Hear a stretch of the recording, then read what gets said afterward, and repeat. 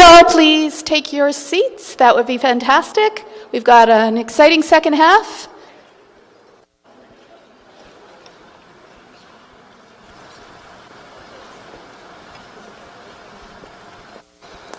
Yes, this is the second half that you've been waiting for, a chance to really hear the feedback and the critique from a world professional speaking champion. It gives me great pleasure at this time to introduce our dynamic Toastmaster, who may or may not sing heavy metal before this evening is over. Please help me give a warm round of applause to our dynamic Toastmaster, Anthony Sani.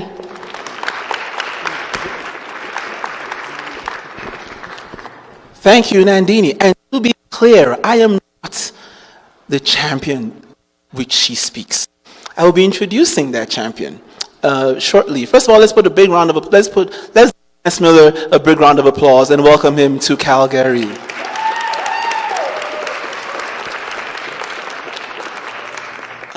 So that was awful.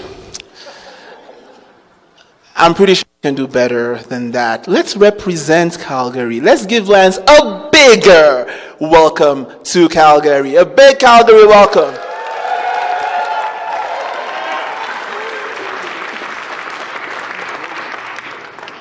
You know what's coming next, the traditional Yahoo. So one big Yahoo for Lance. On my mark. 1, 2, 3. I got to choreograph it, so it's going to be, we're going to pick it up, and then we're going to peak, just like a good speech, right? So, on my mark. Don't distract, we're giving the gentleman a Yahoo here.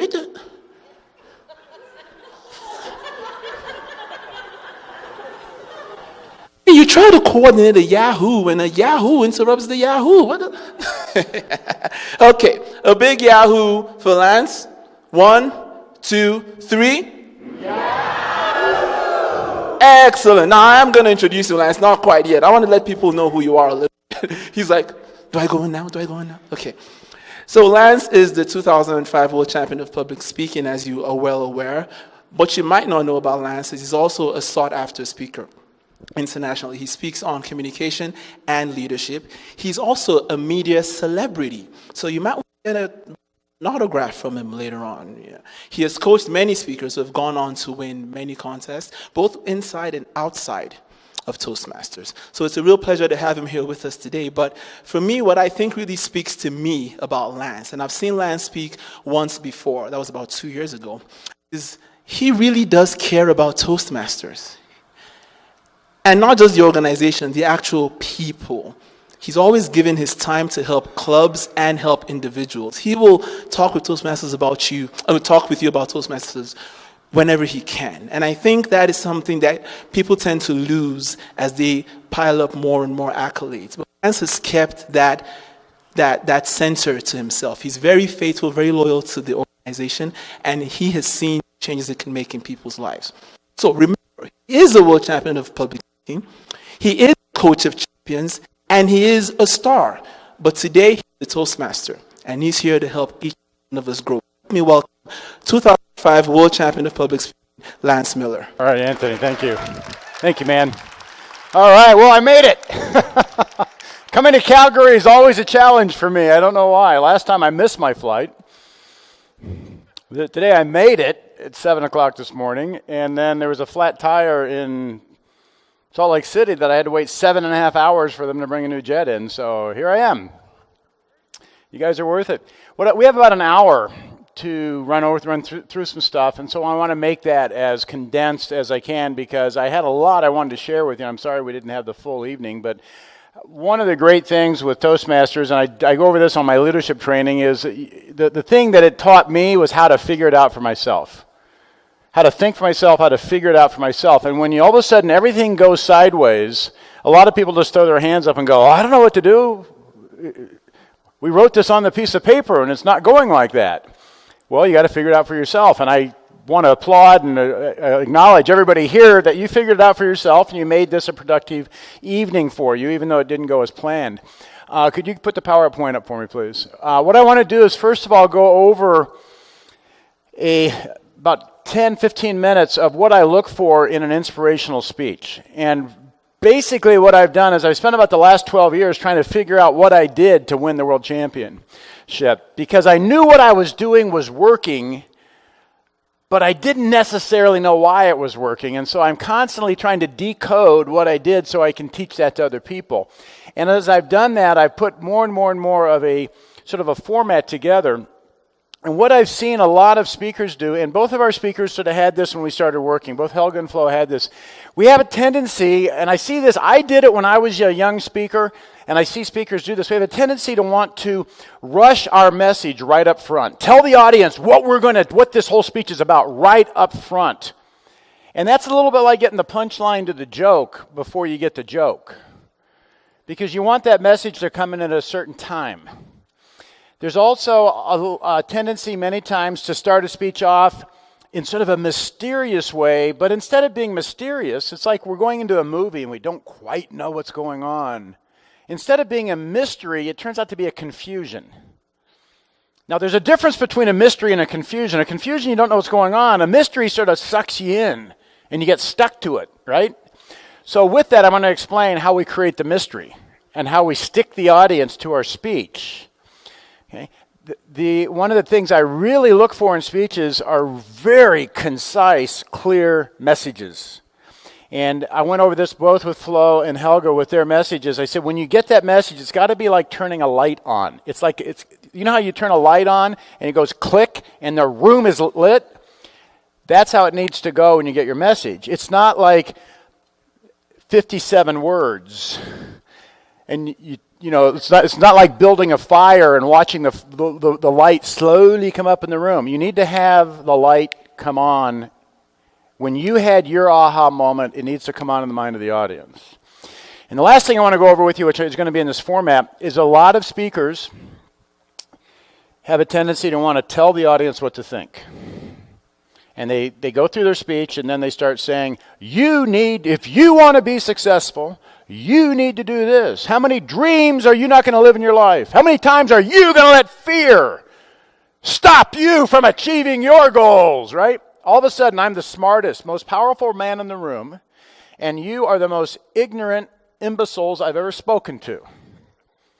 And here's what I know from personal experience, and it's true here today. Every audience I speak to, there are people in the audience that are smarter than I am. Now, don't think that's a big thing to do, okay? Most people are. There are people that have more experience than I do, and there are people that have been through much more difficult situations than I've been through in my life. So for me to stand up here and tell you what you need to do to survive when you've actually had a more traumatic experience is a little bit arrogant on my part. So I'm going to go through how I feel we really get that message for the audience to accept it. So when we start off on this, there's different types of speeches, and one of the things I see speakers do quite often is they mix speeches up. Now, there's basically 4 types. There's speaking to inform, speaking to persuade, speaking to entertain, and speaking to inspire. Now, in speaking to inform, we're going to tell them what we're going to tell them, we're going to tell them the data, then we're going to repeat what we said. That is a speaking to inform format. That's not an inspirational format. And I see people go, have you ever heard that? Tell them what you're going to tell them what you told them. That's not all speeches. If we're talking about global warming, I'm going to talk about the 3 reasons we have global warming, or the 3 reasons we don't have global warming, and everybody thinks we do, whatever your side of the aisle you're on. Right? I'm going to tell you the 3 reasons, and I'm going to repeat them. Speaking to persuade, that's speech number 9 in the CC manual, and we have what's called Monroe's motivated sequence we use, but we're trying to sell or persuade you. So we are putting pressure, we're having you visualize the solutions, we're clearly defining the problem, we're coming up with how this is going to work. Can you see it? Can you see that working? And people are going, oh yes, I can. Speaking to entertain, it's all over the place. It's funny. That's the main thing. And then we have speaking to inform. That's what we're going to talk about right now. Now, speaking to inform, there's an acronym I use, and it's called SPA, S-P-A. Okay. And it stands for the following. This is the basic flow. I'm not a big formula guy, but I think there's a logical flow that we can tell stories in, and I'm going to walk through that with you. The S stands for you tell a story. That story needs to make a point. Now, here's one of the things I know empirically, and I'm going to ask you if you agree with this. We learn best by experience. I have an uncle who was a test pilot in the U.S. Air Force at Edwards Air Force Base, and he and Chuck Yeager were very good friends. Chuck Yeager, of course, is the man that broke the sound barrier. And they were the only two people at Edwards Air Force Base that didn't have a college education. And he had more wisdom. He had all these little colloquial sayings he would tell me. He used to say, "You'll know it's true when it happens to you." Experience. Well, it's hard to get the audience to experience our message because they're sitting in the audience. But the way we get them to experience it was with a good story. Because we get them sucked into the story, they get to feel that story. Then that story has to make a point. Okay? And the point comes out at a certain point in the story. Now the A is once we make the point, we want the audience to accept our message. Now A doesn't stand for accept. It stands for apply or application of the message in our life. And what a lot of people have a tendency to do is to command the audience to accept the message. I hereby command you, decree that you shall here go forth and have world peace. I don't know about you. Do you like to be told what to do? I don't like to be told what to do. How many messages do you think we receive on a daily basis? 10 or 15. That woman needs to get out of the house more, doesn't she?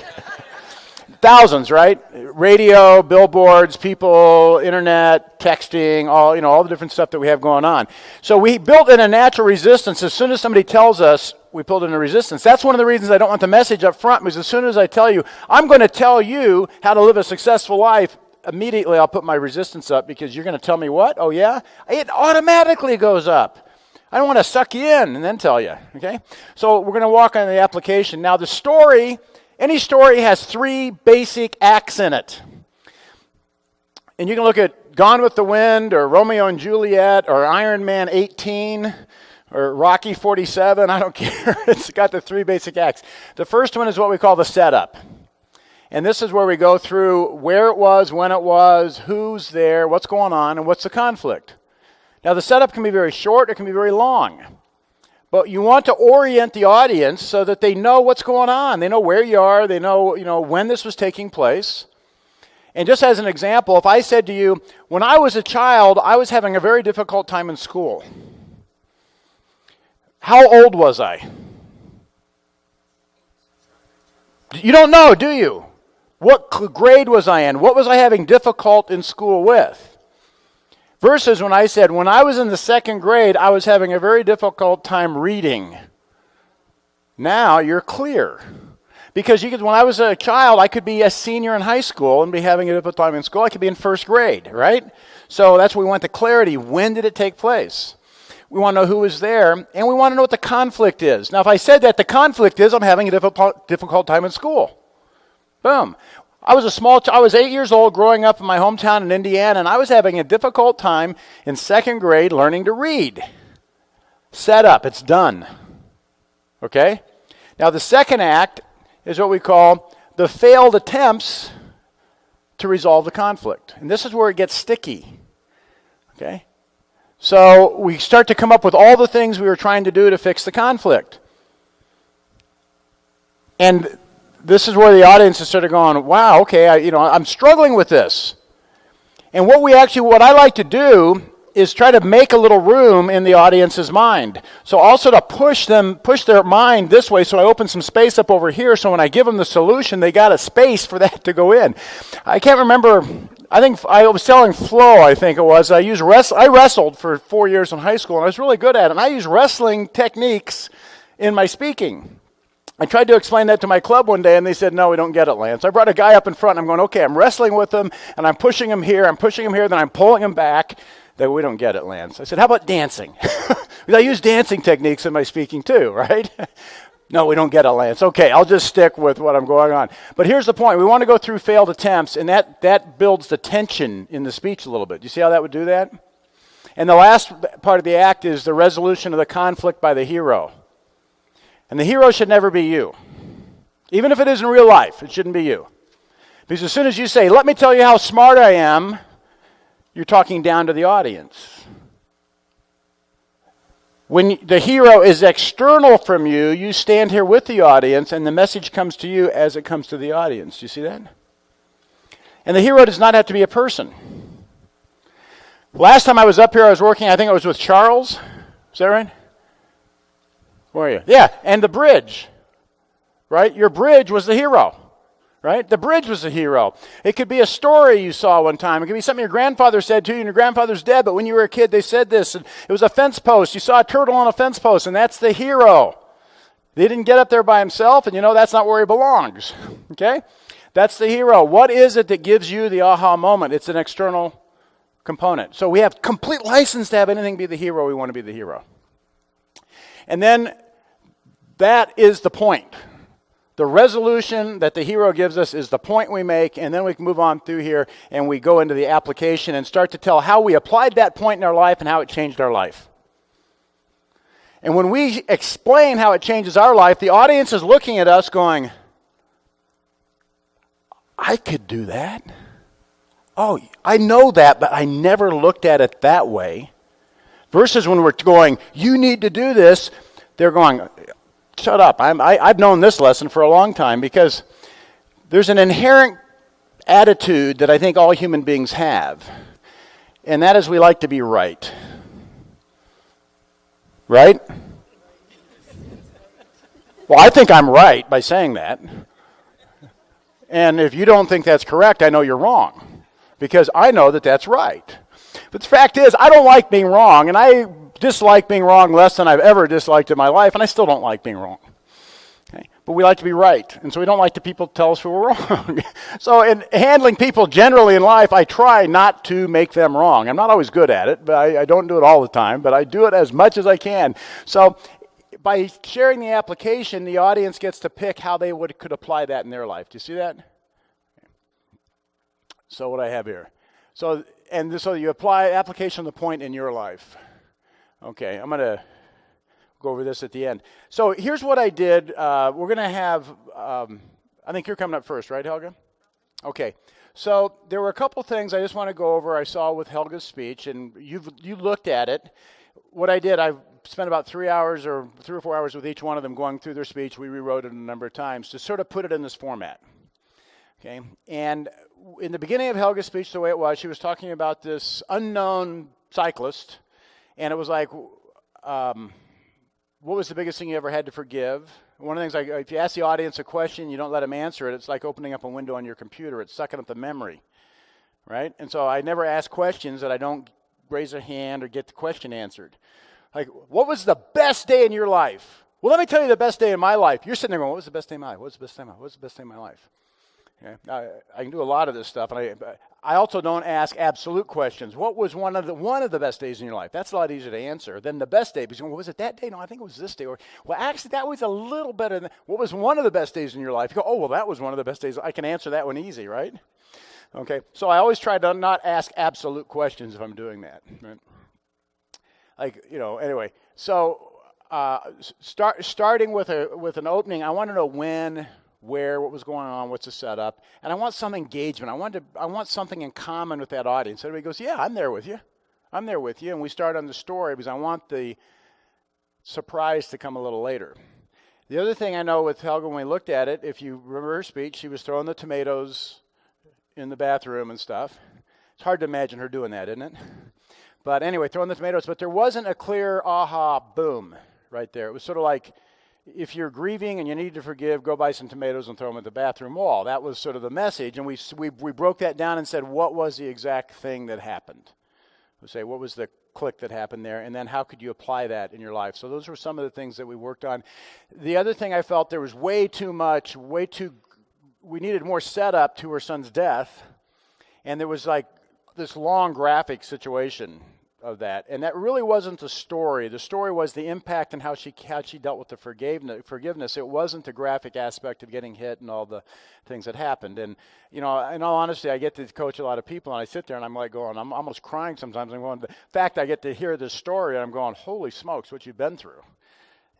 But also it's very healing to come out and talk about these things and uplift people with it, and to that I applaud you. On that, because that is really the gift we each have, is to share the lessons we learn with others. So with that, let's have Helga give it. Now, also I'm going to say what we do, They write their speech, and then I go, okay, we're going to push this over here, put that down there. That's too much. We're going to bring this out. We're going to put that down. I want a little bit more of that. We're going to put a little triad in over here, and then they have to redo it. So she may not have totally internalized this speech yet, okay? But we're going to love her like we always do with Toastmasters and see that she is working to improve the next level and get it up there. So let's listen to the speech now, and I'm going to go over there and take some notes on it so I can give you some feedback, and we're going to have Anthony introduce you, okay?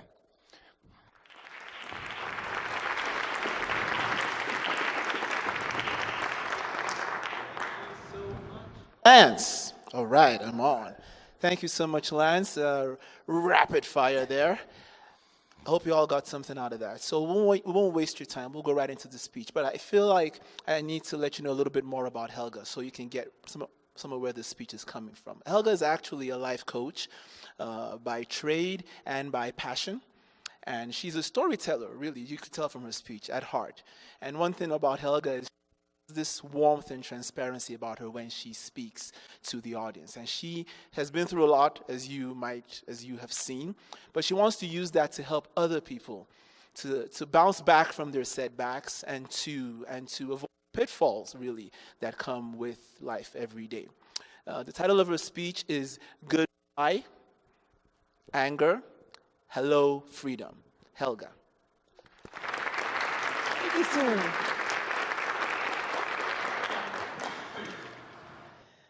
How many of you have children? And how many of you have ever been a child? Then you know the deep and intense bond there is between a parent and a child. As a parent, wouldn't you lay down your life for your child? Well, at least until they're teenagers. And the bond between a mother and her child is even closer. After all, they're knitted together from the very start. And that's the way it was with my son Ben and myself. We had a loving and close relationship from childhood as he was growing up, and even in my very messy divorce when he was 25 years old, we were still close. Now, nobody here would know anything about a messy divorce, but you might know somebody that does.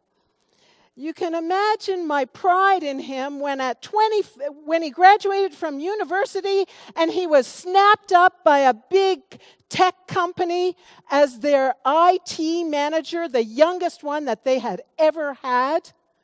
He loved rugby, and he was a lightning shot in rugby, and he was a national mountain biker as well. And on top of all that, on Friday nights, he was in the homeless shelter volunteering. But his real love was a school in Rwanda. He had just spent 6 months there helping to build a brand new school that was going to raise up leaders that were going to rebuild a nation, Rwanda, after genocide. And he had poured the concrete. He had set up all the computer systems, which was his specialty. He had played soccer with the kids.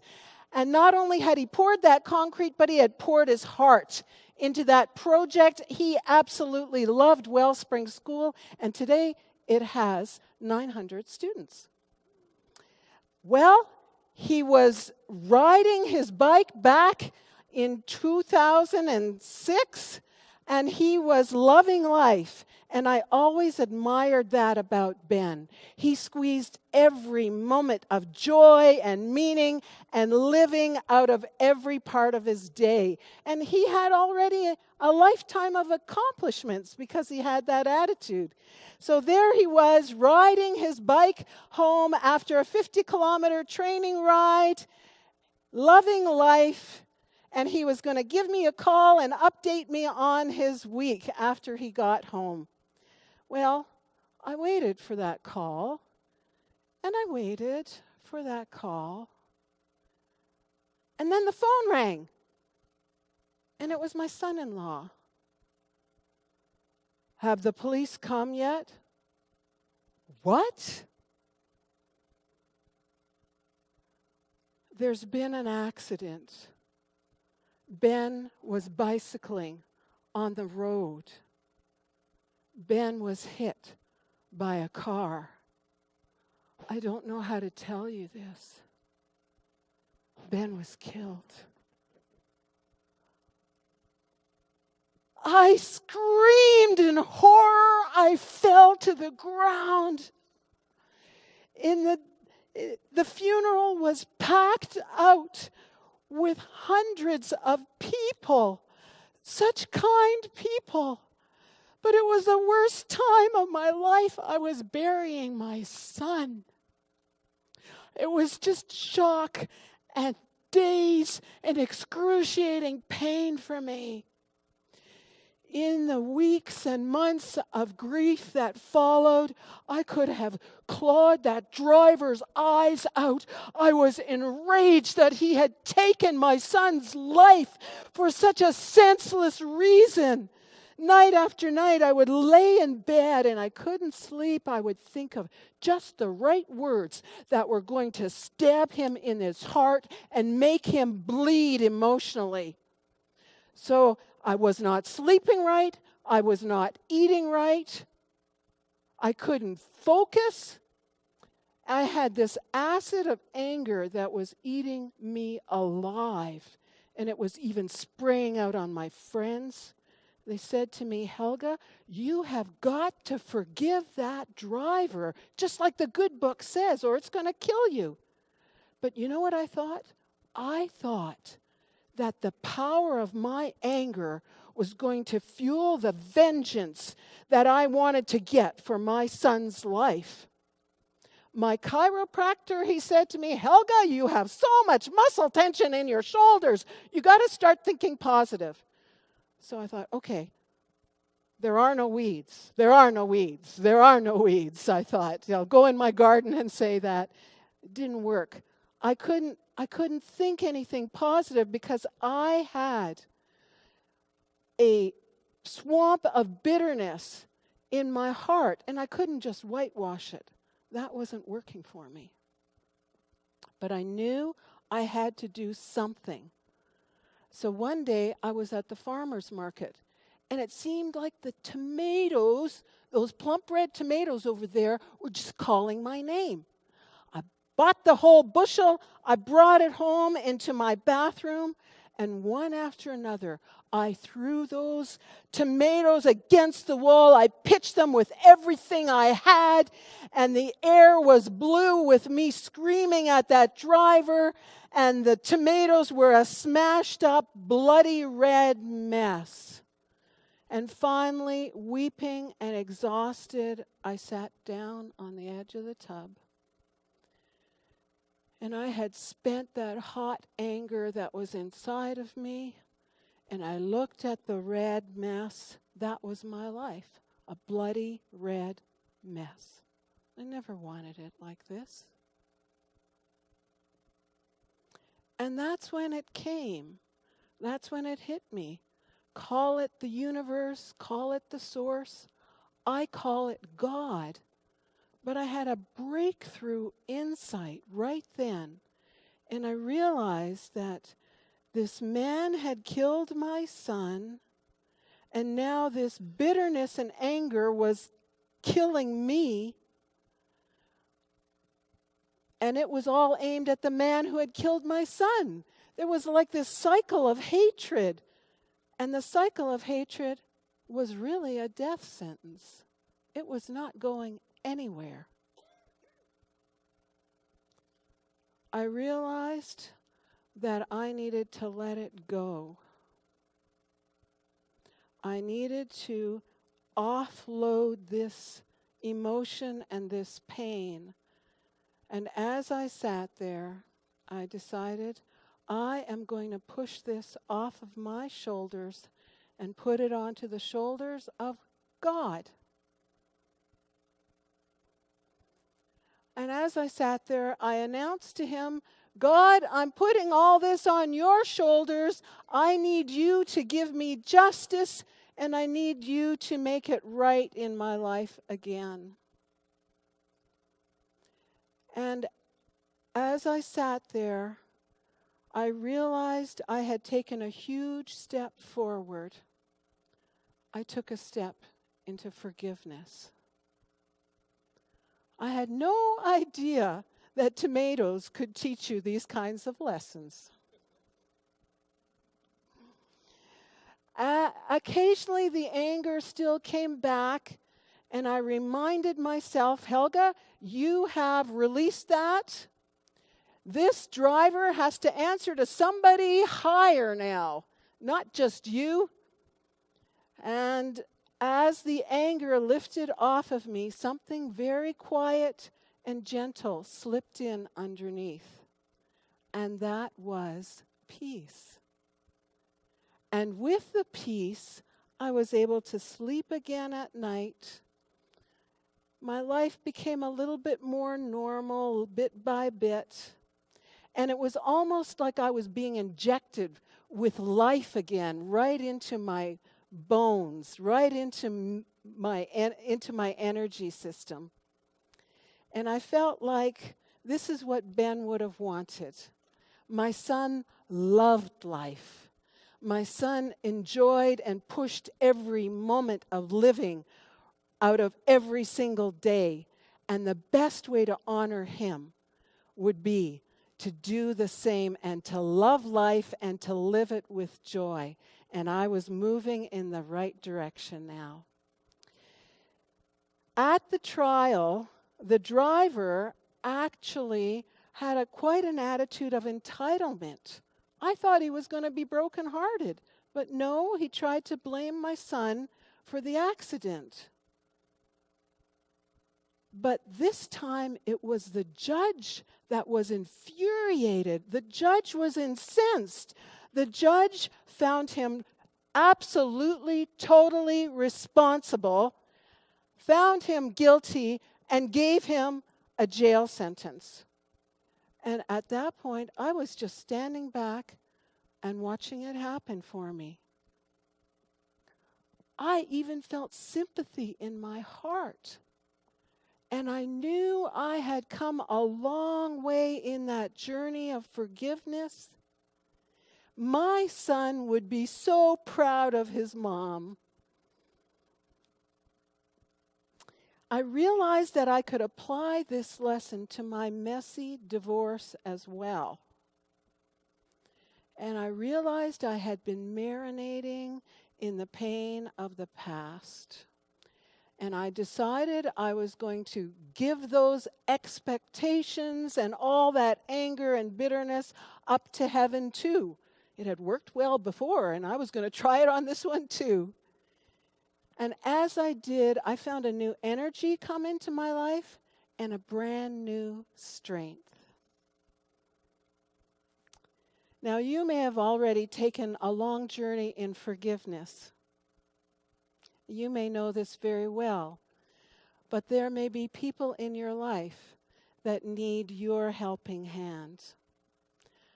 Forgiveness. It invites us and offers us the chance to rise up from the ashes of the devastation of our life. It throws open the door of the prison for us to step out into life again. And we can say, goodbye, anger. Hello, freedom. Mr. Toastmaster.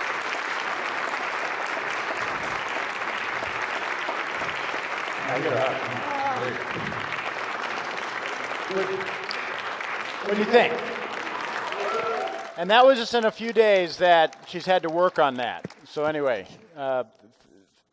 fantastic. Did you follow the story a little better this time? Okay. And you see how it built, where we didn't just start off with like, well, there's this guy riding a bicycle and we don't know what the relationship is, and that's my son Ben on it. So well done. Okay, well done. How did you feel about it this time? You felt it flowed better? Okay. Tell it as well. Okay. The story flowed for me to tell it, and it was easier to tell. Yeah. And what I was telling Helga, whether she wants to do this in Toastmasters, I'm not that concerned about it, but I said you've got an incredible message to take out to, I don't care, women's clubs, church clubs, community, whatever. And this could be This could be a 20 or 30-minute talk about really looking at what you confronted to let go of such a painful experience, and it is a very important message to give to the world. On that, we worked out. Do you remember the opening when she goes, does anybody here have children? Have you ever been a child? So it's sort of like it included everybody, right? Well, yeah, I was a child once, but it included you right there, and then talk about the bond. Because that's really what we're talking about. And what we were going over in the coaching is I lost a sister a few years ago, and it really had just a huge, devastating effect on my mother, even though my sister was 52 at the time. And I go, I don't think there's any tighter bond in human relationships than that between a mother and a child. Because you look at what a mother does is bringing that child into the world and nurturing it, and I don't think there's a tighter bond that there is, even between siblings or spouses or anything like that. That's a very, very special bond that's there. And this is one of the things as speakers, we got to look at life for ourselves and go, what do I see? What do I really perceive in that? And when Helga was telling me the story, that was the first thing I just from having enough life experience, I know how important that is. The main thing I would say on my coaching for you, Helga, and I know that you're working on it, there was a pacing in it. There were some moments that I felt you really needed to really up your volume a little bit and then pause. And let us relish in that moment for just a second with the pause. I always say we're pushing like pictures across the screen of the mind and the audience. When we pause, we leave the last picture there for them to look at because we're not pushing the next one over. So they look at the last thing we put there. So just a few places in there, it was like, you could say, well, I got the call. It was my son-in-law. He says, "Have the police come?" There's an opportunity for some gestures, facial gestures here. Police, why would the police come? There's been an accident. Ben got hit. See, there's a pause. What's going to happen? I don't know how to tell you this. He's dead. Boom. Right? So in that, there's a tendency sometimes to try to be dramatic, and there's a fine line between acting and communicating, and we're always talking to the audience.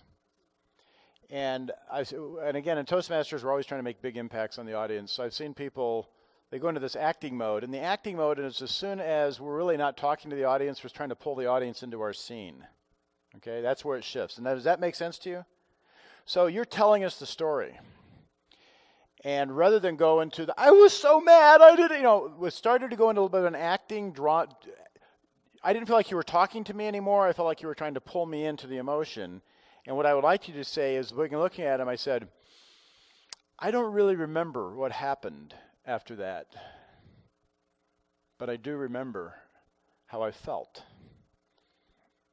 Right?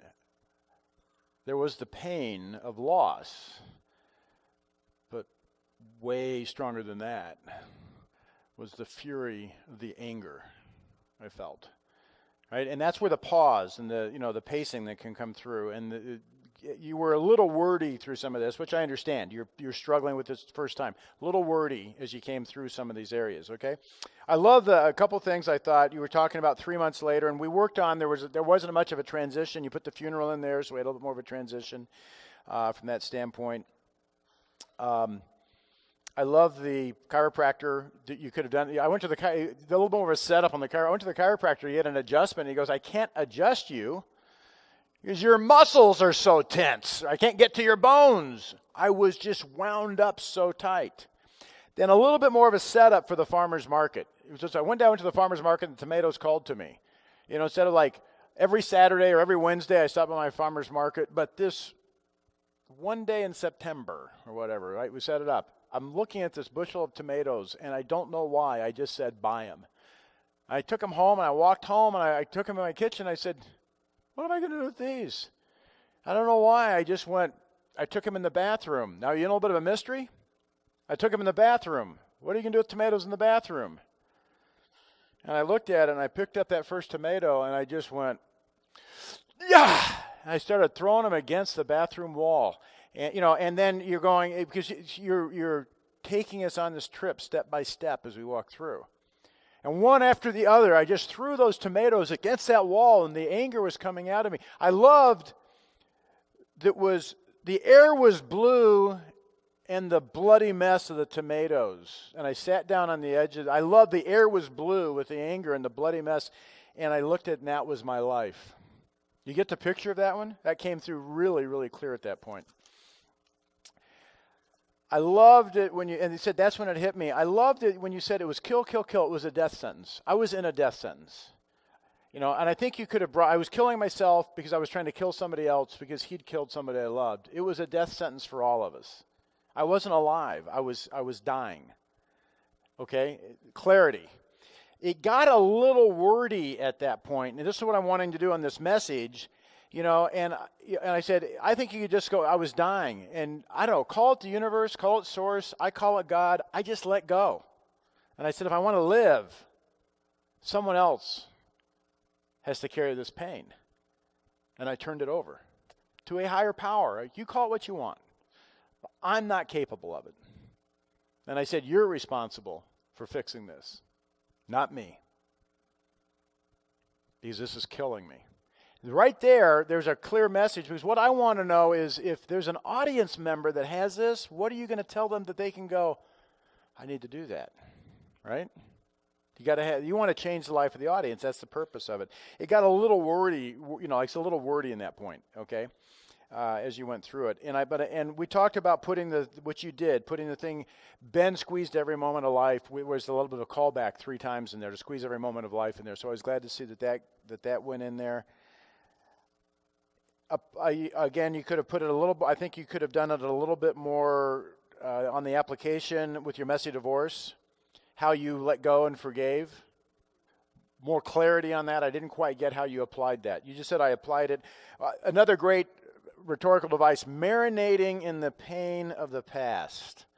And when we went over that, I said, I love marinating. Because, it's like you put meat in marinade, it marinates, and it just dissolves it and makes it soft and gushy. And it's like, that's what I felt like. I'm dissolving my body in the pain of the past. Is what it was like, on it. I thought that was a great rhetorical thing. And then I felt you had at least two closes.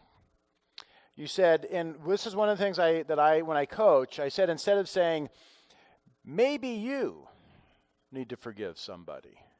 Maybe you need to forgive yourself. See, I'm evaluating. Do I know that? No. There's probably people in this room right now that have done a lot more forgiveness than I have based on what you certainly have. And if I said that to you, you're going, hey, baby, you're going to talk to me about forgiveness, right? But one of the tools I use is I always try to say the audience is doing great, but how can I empower you to help other people? And that's what you said. You said, you may know this, but there's people in your life that may need this message. You need to help them to forgive, and that empowers them. And if you need that message, I always go, the person goes, oh, yeah, there's somebody in life that needs this. I know them really well. I need this message, but I'm not telling you need the message. You're making that of your own free choice. That is right at the close there. And then you came back with this reiteration, and you've already made that point. You've already told us what forgiveness is, and you come back and you tell us again how important it is. And then I ran out of, and I was at the end of my paper at that point. And then you came back with the forgiveness, and then out of anger into goodbye anger, hello freedom, okay, from that standpoint. And I probably would work on the close because we really didn't, you would want to pump up the freedom. I was feeling free. I let go of my anger. I'm feeling free. So when you come at the end, if you want to feel free, let go of your anger. If that's the message you want to give, goodbye anger, hello freedom, then let's pump that up in the speech a little bit more, okay? Now, does that make sense to you with what I went over with you? Here's what I focus on the speech, and I have a slide on this, but if you have my material, I go over this. There's 3 parts in the speech I talk about, which is the mechanics of the speech, which are, your vocal variety, your opening body and conclusion, your stage movement, and all those sorts of things. And then above that's the message. And then above that is what I call our life force, our life energy that we put into the speech. And to me, the ratio of power in the speech is the mechanics are about 20%. in the power. The message is about 30. So between the mechanics and the message, you've got about 50%, but the other 50% is the life force. That's your belief, your authenticity, your conviction, your passion, told in a sincere and humble manner.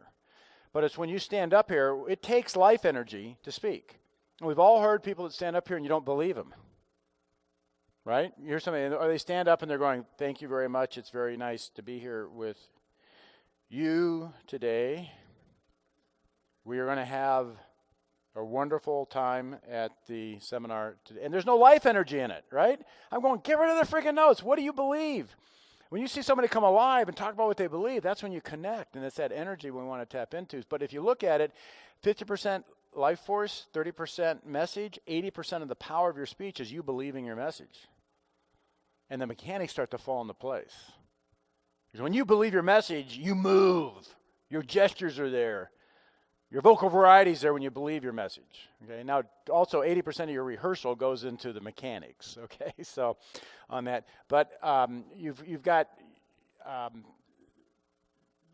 just to reiterate, there are some areas you can tighten up. I think putting some more vocal variety and pause in, as we were showing, to add the dramatic impact. But I think you've got a really nice flowing speech right now. Okay. Let's give her a good round of applause. Okay. All righty. Now we're going to do flow. So Anthony, you want to come up and introduce flow this time? Yeah. Okay. Yeah. Okay. Quick. Yeah. Okay. So we'll go back to flow. Some of you know flow, some of you don't. But one thing about flow is she's constantly looking for opportunities to learn. And she gave herself up to be an example for us today. Flo is a past area director with Toastmasters. So help me welcome Flo with her speech, The Hype.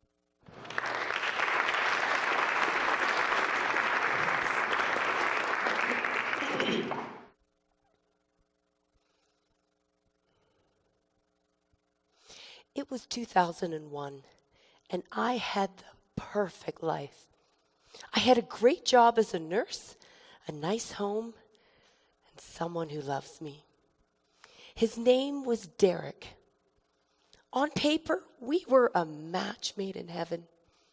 And to us, heaven was hiking in the Rocky Mountains.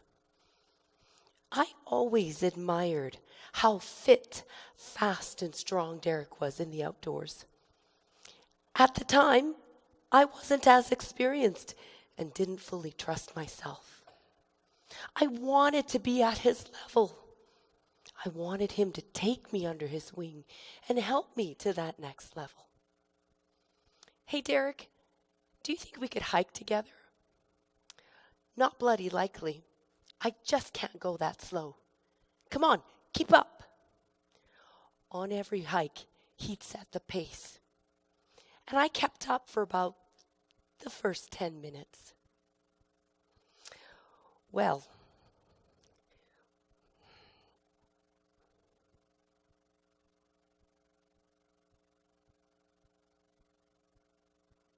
he never cut me any slack. It was like having my own P90X trainer. And I was pumped. I thought, what a fantastic opportunity to become better, for us to become closer. I knew every relationship takes hard work and sacrifice. He pushed me hard. And every time he did, I thought, see how he cares for me? He wants me to be fitter, faster, and stronger. He sees potential in me. After about 4 years of intense P90X training, we were on a hike one day. And by now, I was able to keep up for almost 30 minutes before falling behind. As I hurried to catch up, I suddenly heard thrashing and heavy breathing behind me. It sounded like King Kong. I know this is Canada, and we don't have giant gorillas, but we sure have bears. This is it. I'm going to die as King Kong's lunch. And I'd make a pretty good lunch. Oh, and I was carrying our lunch. I couldn't see King Kong, but clearly he was big, heavy, and very annoyed. Where was Derek? And damn him for having the bear spray. I had never felt so terrified before. Enough, I screamed, and threw my water bottle at him. I don't know if that did anything, but King Kong had enough and lumbered off into the woods. Eventually, I reached Derek, and I got an earful. Why are you so slow? I've been waiting here for so long, and thanks to you, I'm getting cold, and you've got my lunch. You know, if you weren't my girlfriend, I'd easily find someone else to be with. Wow, Derek, I feel so special and loved. Oh, stop overreacting. You're so sensitive. Can't you take a joke? The more his words cut, the more I bristled. He had no idea I was almost King Kong's lunch. Slowly I realized I felt safer face to face with King Kong than I did with Derek. At least King Kong would have appreciated me as a delectable morsel. Derek just chewed me up and spit me out. That's when I realized for him, it wasn't about protecting and encouraging me. It was more about making himself look good and telling me all the ways I wasn't enough. When we got home, I understood how much Derek loved hiking, and I told him, take a hike. My perfect life crumbled in the middle of nowhere. Breaking up is never easy. I felt lost and confused, as if I had been through a blender. But it wasn't until almost a year later, driving to the mountains, when it hit me. I was actually trapped in a hell made up of the lies I told myself. I believed it was better to be with someone than no one at all. I can't believe I told myself those lies. Those lies kept me with him for 4 years. So often I felt like a failure. But when I looked through my hiking guidebook, I realized I had done many of the hikes in the area. Sure, no land speed records were broken, but it was me carrying the gear, huffing and puffing to the top. I was strong enough. Today, I work as an educator, tutoring kids with learning disabilities, and have trained nurses on how to use a dialysis machine. For the kids, it's making reading less of a mystery. For the nurses, it's building their confidence to troubleshoot a machine with critically ill patients attached. I focus on empowerment by helping them get to the next level. But the most important lesson I learned through all this is that I am the only person I need to be good enough for. I have nothing to prove to anyone else. I am enough. We are enough. Because in life, even though we might find ourselves in the middle of nowhere, we might just find ourselves. And in the end, isn't that what really matters?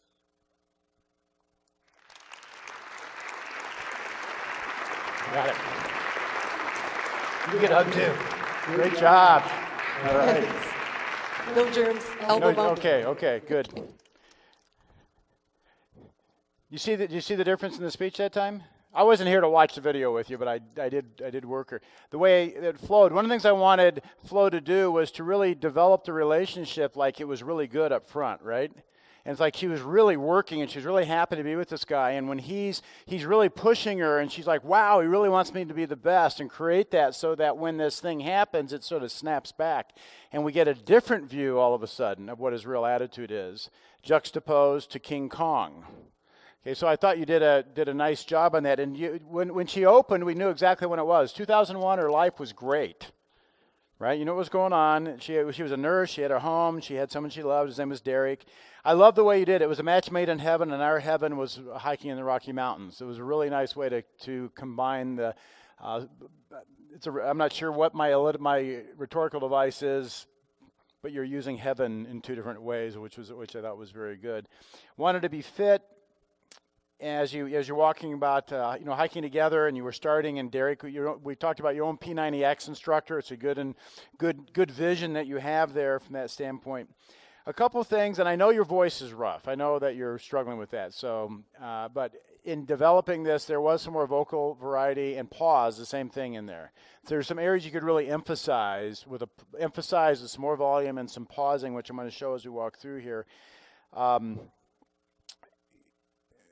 See, it was like I knew every relationship was hard work. And Derek, he pushed me hard, and he wanted me to be fitter, and it was a good trio. Triads are really good. Fitter, faster, stronger. Gives us a really, when you say that, punch each one of those in a little harder. Fitter, faster, stronger. I knew that.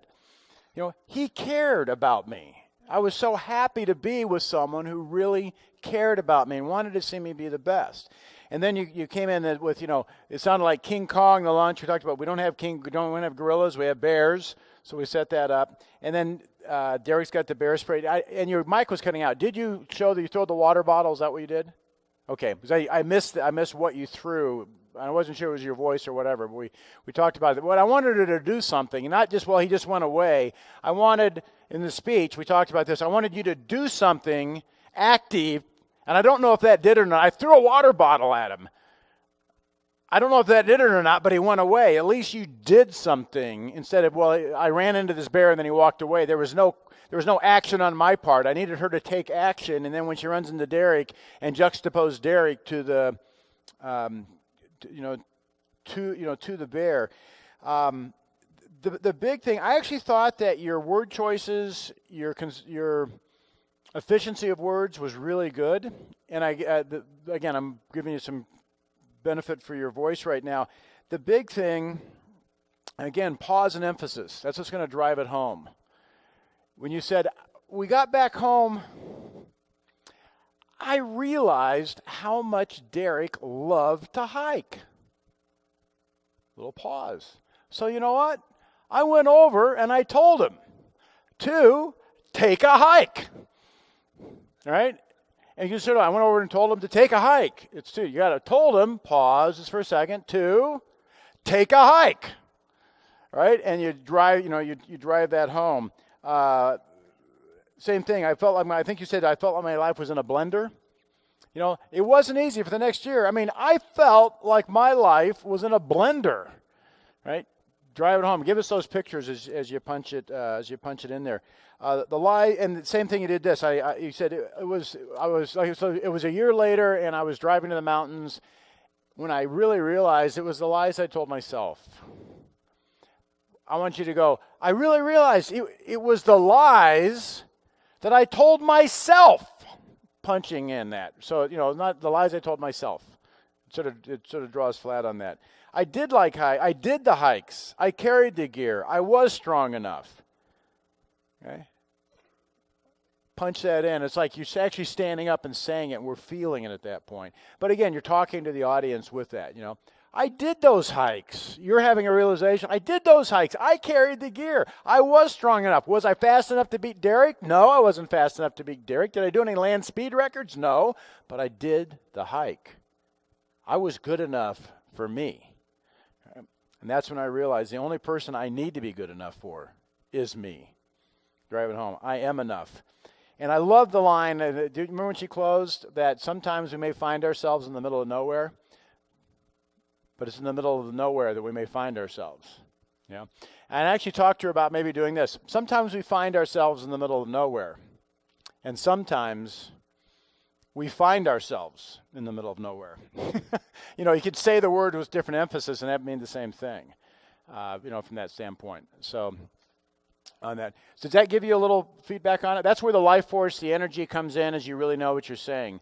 Now, we're a little close on time. I'd like to put my PowerPoint back up for a second because I do want to tell you about just the product I have if you want to pick something up. But are there any questions or anything you want me to pull to go over? We have a couple minutes before we need to wrap up here. We're cool? Okay. Was this beneficial to you? Okay. On the thing, I said one of the things I really look for is that, you know, I want the story to flow well, that you're talking to the audience with it, clear, concise messages, application in it, so that we're looking at this is what I've done in my life. And what happens is nobody feels like they're getting preached at. You know, in the U.S., I say the reason people do that is they've listened to too many preachers and football coaches. In Canada, I say the reason they do that is they've listened to too many preachers and hockey coaches. So on that.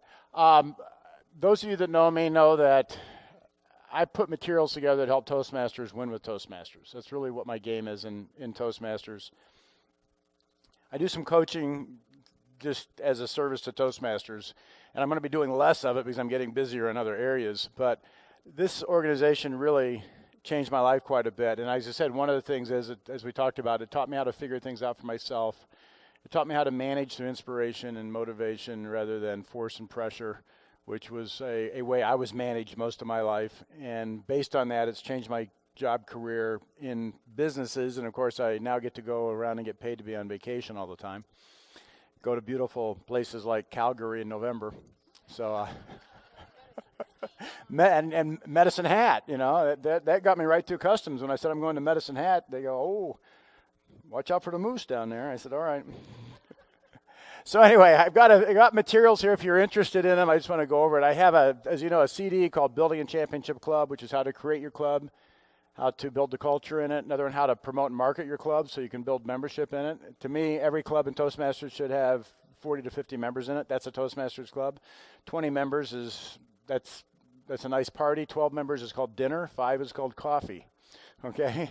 I have one called effective speech evaluation so that we get the feedback, keeping the value there for the members, and then leadership for a championship club where I go through all the meeting roles and all the officer roles and how you're actually developing yourself in Toastmasters, but also to succeed outside of Toastmasters. Because it's not about being a great Toastmaster. It's about being a great person in life. On the speaking side, I have a 4 CD set on finding your voice. It's got 2 case studies, taking a speech from an idea all the way through to a winning speech. I have a Mastering Your Speech, which is a 4 DVD set where I give you 10 places to find messages inside you. I teach you how to practice your speech. You ever practice your speech and it gets worse? You don't practice it correctly. I had to learn how to practice speeches so that they got better. And I also have 4 versions of my international speech that I won on this, starting with the difficult, embarrassing, humiliating version, and then the problems I was having and where it wound up. Because I wanted people to see really the whole true story of what it takes to put a speech together. You just don't sit down and write a great speech. You work it, you know, condense it. And that was the journey that helped me so much. And I'm so thankful that I was in an organization, quite honestly, that I could lose a contest for 13 years and keep coming back and nobody fired me. I mean, there's a lot of places they just go, get out of here, kid. We're tired of you, you know. Go do something else. Toastmasters, they just kept loving me and patting me on the back, and my district was going, I just wish he would win so somebody else could get in there. So I have 5 hours of speaking secrets with the champs, 5 world champions. In Canadian dollars, it's 18 hours of material. It's $450. What I do when I'm out at a conference, if you buy it, I'm going to give you an hour of speech coaching or club coaching. I do a conference call with your club because I recommend the club buy this and share it. That's really that's the game I have, building clubs so that people have great communication and leadership centers to come through. And 825. I can see you're excited, but wait, there's more. First of all, it's 300, but I don't have that one. I have that CD I made with Russ called The Art of Competing, which has really been a lot of fun to put together when I was up here a few years ago. I'm going to throw that one in for free if you want it. So if you're interested, I have those packages over there. You can buy them individually. I just want to tell you that because usually when I come in, people go, well, what do you have? The next thing is let's go out and inspire the world. Everything I hear, I think Calgary could use a little inspiration, couldn't it? Get a little, you know, inspiration, by the definition of the word, means to breathe life into. When you inspire something, you breathe life into it, as compared to expire something, which is to take the life out of it. If you've ever had a speaker expire you, you're like, just would you shut up, right? Okay, well, we need to inspire people. And here's the point. This is the simplicity. Toastmasters, as we know, is the best deal in town. And in tough times, we should boom our clubs because you come together, and as I tell people, we do the Lord's work. We revive the dead in Toastmasters is what we do. Okay, that's what we do. People come in, you know, I got to get that quote off the Statue of Liberty. Give us your huddled masses, your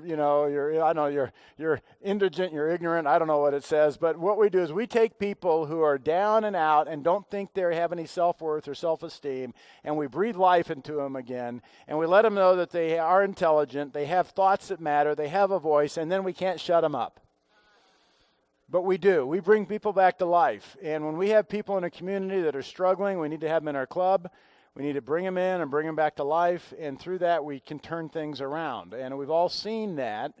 I've had people come to my club, and all they did was a table topics one time, and they had been unemployed for 3 or 4 months. And the next interview, they had enough confidence because they did that one table topic. They came back next week, and they said, I got a job. In 2 weeks, I'll have enough money. I'll come join your club. So anyway, let's go breathe some life into Calgary. What do you say? Okay? So it's been fun. We're right on time a little bit. I wish we had more time, but hey, invite me up again and we'll see what happens. Okay? I'll see what adventure comes when I get to cross the prairie. Who do I turn it back over to? Anthony? Thank you, man. All right. Thank you so much, Lance. Our time is far spent. But I would be remiss if I didn't thank Floor again for this lovely facility. Help us put our hands together for Floor. And like guests who are having a good time at your house, we are staying later than we are welcome for. But that's fine because we're loved. I also want to thank MVP Advanced, the club that hosted this. Big round of applause for MVP Advanced. Thank you. But one last thing we must do before we leave is give John a chance to come up here and say thank you to all of you. So help me welcome up John McDonald one more time. Take your time, John. No rush. Just kind of walk on over. John McDonald. Did you learn anything tonight? Yes, yes indeed. One more round of applause for Lance. Where did you run off to?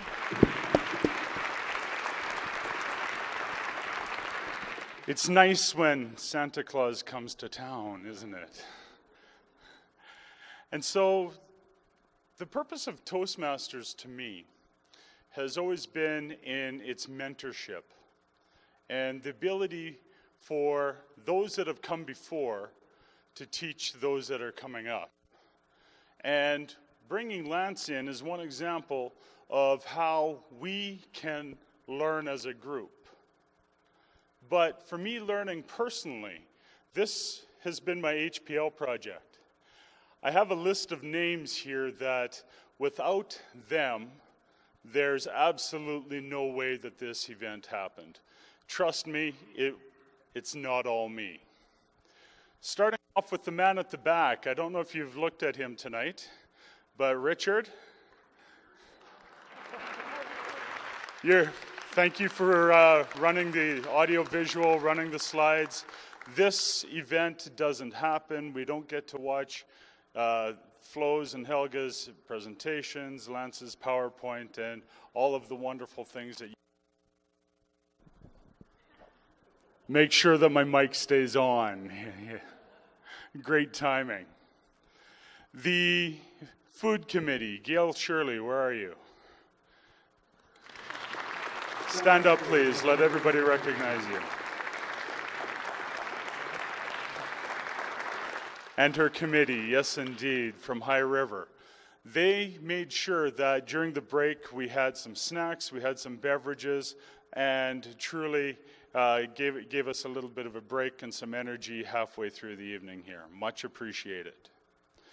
Other people that I need to talk to, Russ, thank you for bringing our special guest this evening and braving the roads apparently. Matt Fox, take a bow please, sir. Without you, this building does not get used. We appreciate it. Not only the building, but the printing and the posters and the signage that we have. Registration desk, we have Josephine Choi and Kelly Cower who are in here tonight. Setup, we had Martin Gilbert from Cranston. Thank you. At the end of the evening, everybody has an evaluation form. I would appreciate this because as Toastmasters, we love being evaluated. Abraham George, if you could stand up, please. These papers, if the papers could find their way to Abraham, it would be greatly appreciated. Other people that I need to talk to, Nandini. Thank you for being Sergeant of Arms this evening and being flexible. Anthony, great Toastmaster tonight. And other people, including Lance again. Lance, we thank you. Round of applause.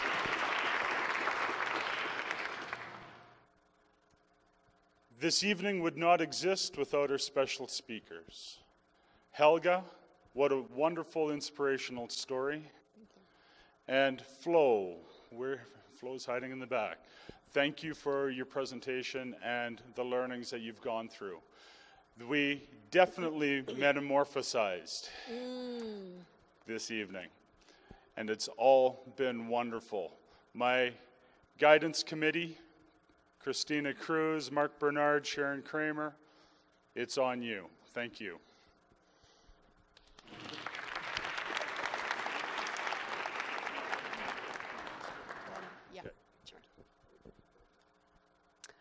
This is it. The evening's come to a close, but it's not the end of what you can share.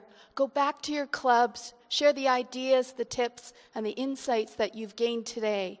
Maybe think about mechanics, think about your message, and most important, what kind of life force are you going to start bringing to your speeches? A couple of quick announcements. First, we're delighted to have Lance Miller. If you're coming to Medicine Hat this weekend, it's going to be fantastic. 3 educationals. If you're not, find somebody who's going to the conference. Find out what they learned. Ask them, invite them to your club to share what we've learned. This is just a tip of the iceberg. This gives me great pleasure now because you're thinking, when's the next event, Nandini? When can we do this again? When can we grow? It gives me great pleasure to welcome Mark Kolke from MVP Advanced Toastmasters. Thank you, Nandini. This is a Thursday night. The second and fourth Thursdays every month in this building, MVP Advanced meets.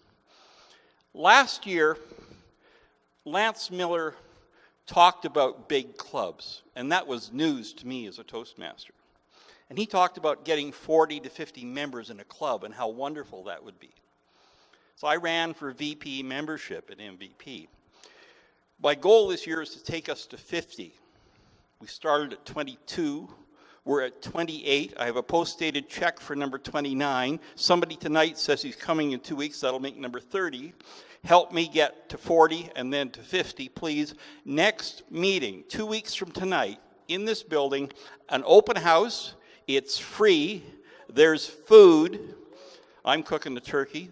MVP members are doing potluck, so you just need to bring yourselves as guests. And we're going to have a showcase of our champions, because a lot of champions have joined MVP. We'd like to say they became champions because they're members, but no, some of them were champions before they got to us. But we're going to have a wonderful night. 22 of our members are speaking that night. It starts at 6:30 with food.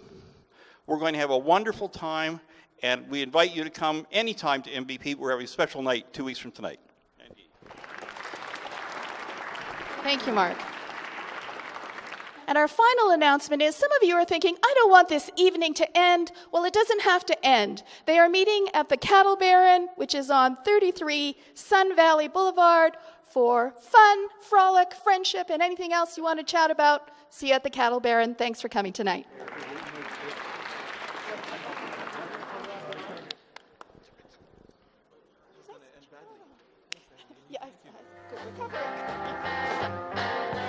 God damn, I'm the pusher.